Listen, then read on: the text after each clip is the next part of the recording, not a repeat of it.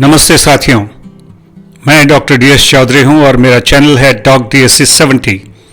आशा है आपने सब्सक्राइब किया होगा। इसे health and travel channel. Kashmir यात्रा का आज हमारा तीसरा दिन है। हमारे कुक और अटेंडेंट को धन्यवाद देने के बाद हम चल पड़े हमारे घाट नंबर 14 की तरफ अगली यात्रा के प्रस्थान के लिए।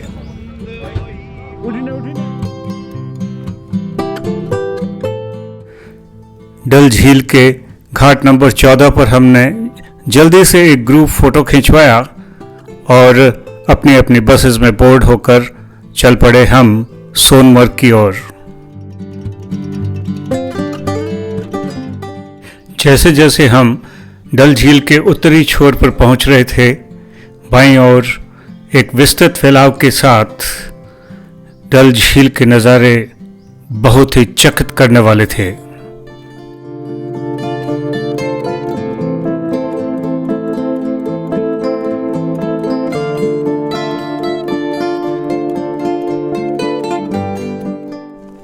श्रीनगर की सीमा के परे छोटे गांवों में से होते हुए जल्द ही हम पहुंच गए माता खीर भवानी मंदिर।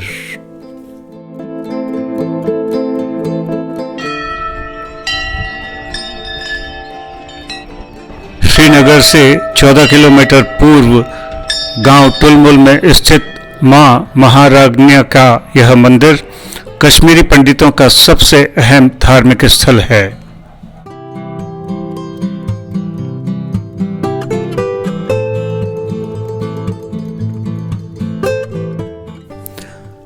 मां महाराज्ञा को शांति और आशीर्वाद का प्रतिरूप कहा गया है।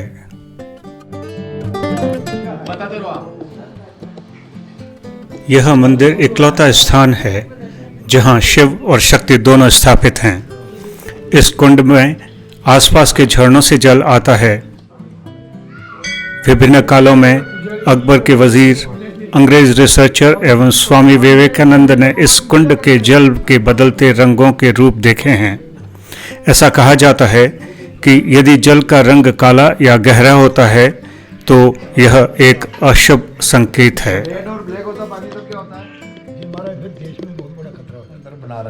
लंका में यहाँ के पंडित जी बताते हैं कि रावण की भक्ति से प्रसन्न होकर स्वयं मां भवानी ने प्रतिमूर्ति के रूप में श्रीलंका में आवास किया, लेकिन रावण के अत्याचारों से दुखी होकर उन्होंने हनुमान जी को आदेश दिया कि उनकी मूर्ति को वहां से उठाकर तुलमुल के धार्मिक स्थान पर स्थापित करें।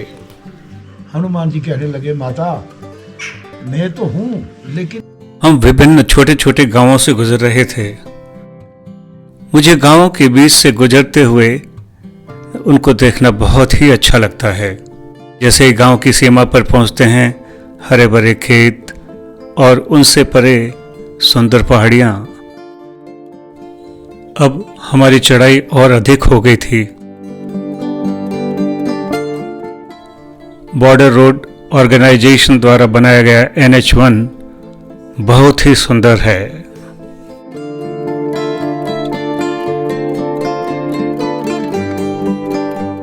ये ऐसा लगा कि सामने जैसे कोई एक बर्फ के पहाड़ की दीवार है। बहुत ही अद्भुत था। हो सकता है यहाँ आपको इतना अपील नहीं कर रहा हो, लेकिन वास्तविकता में यह मेस्मराइजिंग है।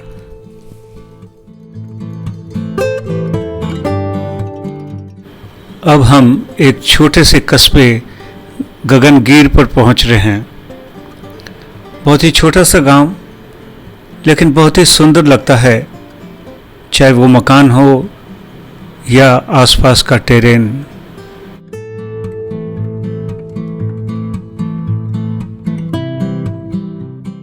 सामने बाईं ओर ऊंचाई पर हमें बहुत सारा कंस्ट्रक्शन नजर आ रहा है। यह ज़ेडमोर टनल का वेस्ट पोर्टल है। यहाँ पर ऑल वेदर रोड बनेगी, एक टनल बनेगी जो कि 6.5 किलोमीटर्स लंबी है और यह श्रीनगर और कारगिल को जोड़ेगी। इस टनल की चौड़ाई 10 मीटर होगी और एस्केप टनल की चौड़ाई 7.5 मीटर्स होगी।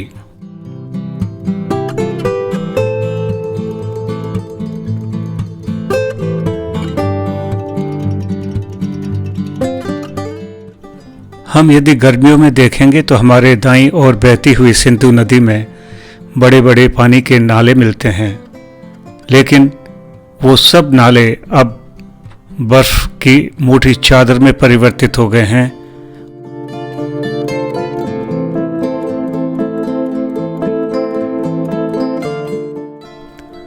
हम जो भारत के निचले इलाकों से आते हैं उनके लिए ये एक बहुत ही कौतूहल भरा दृश्य है।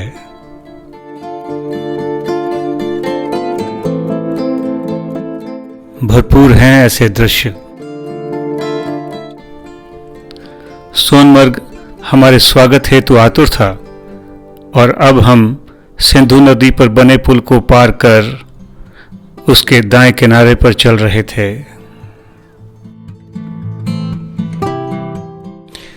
नीचे हमें एक वॉकिंग ट्रेल नजर आ रहा था जो कि 5 झीलों तक जाता है एवं कुछ कैंपिंग साइट भी नजर आ रहे थे।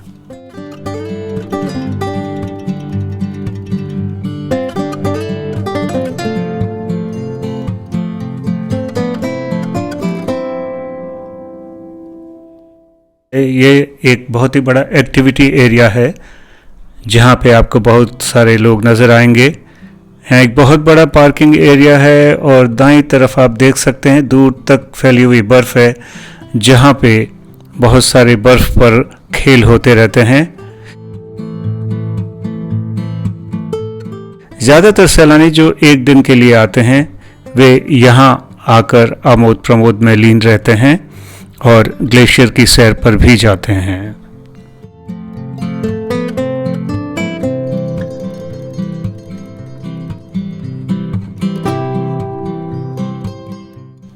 हमारी होटल यहाँ से और अधिक उत्तर में थी।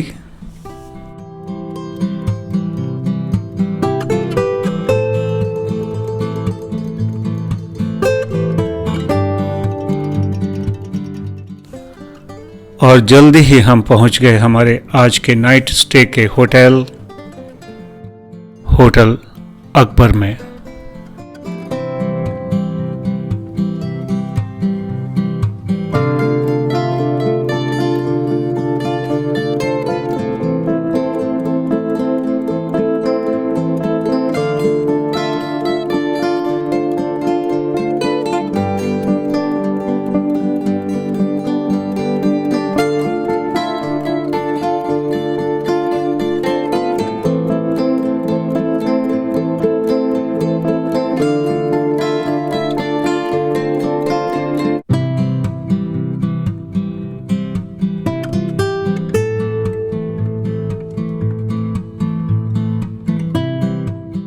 हमारे कुछ साथी ताजवास ग्लेशियर पर गए, लेकिन हमने कुछ लोकल टूरिस्ट पॉइंट्स को देखने के लिए एक जोंगा हायर की।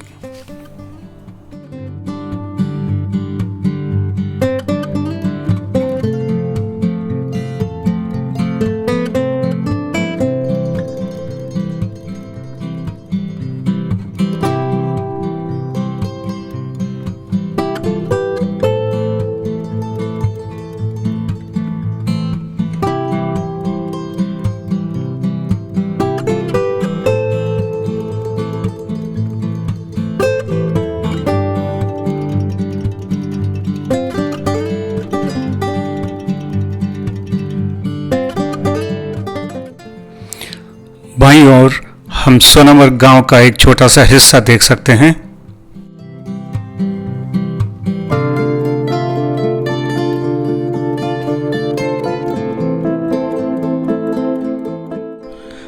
दूर तक फैली सुंदर वादियां। अमरनाथ यात्रा का बेस कैंप बालटाल यहां से 12 किलोमीटर दूरी पर स्थित है।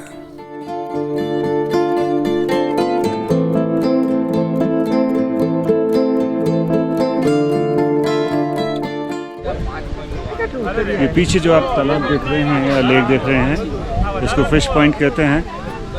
समर्स में शायद फ़िश होती होगी, अभी तो कोई फ़िश है नहीं। और अभी आप देख सकते हो कि it's frozen, so half of it is frozen and half of it is not. And extreme winters में तो आई थिंक पूरा का पूरा फ्रीज रहता है। So this is a little point which is of some tourist attraction. इन्होंने कुछ चीज़ें यहाँ पे बना रखी हैं. You can like see ऊपर एक छोटा सा बैठने का पॉइंट है और बाकी क्योंकि स्नो है तो लोग इसमें आके और इधर उधर घूमते रहते हैं.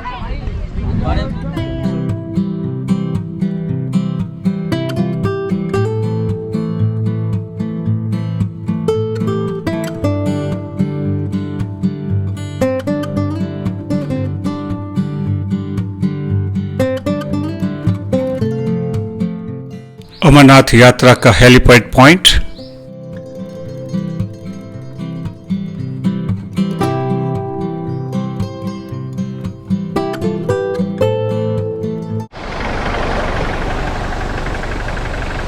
अभी जब मैं खड़ा हूँ, यह कश्मीर का आखिरी गांव है. नाम है नीलग्रार. बड़ा अजीब सा है, छोटी छोटी गलियाँ हैं एंड मैं समझता हूँ कि काफ़ी मुझे तो बहुत पसंद आ रहा है. ये अभी टाटा सुमो वाले ने नीचे उतार दिया, लेकिन हमने कहा कि ऊपर आइए आप और हमें दिखाइए कि किस तरीके का है ये. So that is what it is. बीच में से एक नाला बहता हुआ.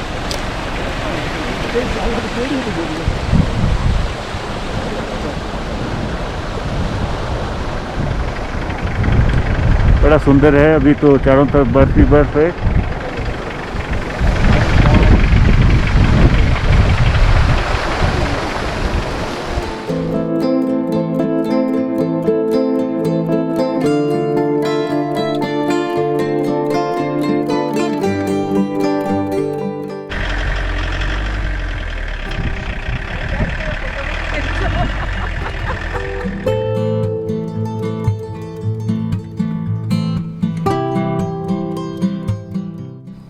अब हम आज के आखिरी दर्शनीय स्थल पर जा रहे हैं, जो कि एक स्लाइडिंग एरिया है.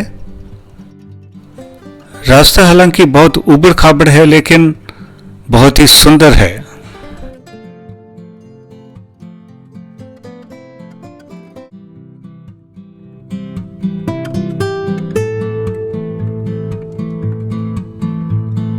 कुछ देर तक आप इसके ऊपर चलने का मजा लीजिए. हालांकि काफ़ी फिसलन है और लेकिन फिर भी जब आए हैं तो कुछ एडवेंचर ज़रूर करना चाहिए आपको.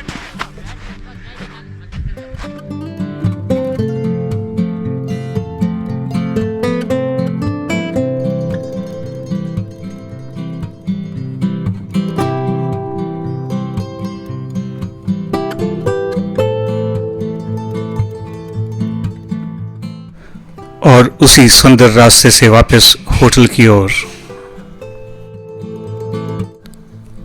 यह हमारे होटल के पीछे का एरिया है और कुछ इस तरीके से दिखता है मेरी खिड़की से. बहुत ही सुंदर.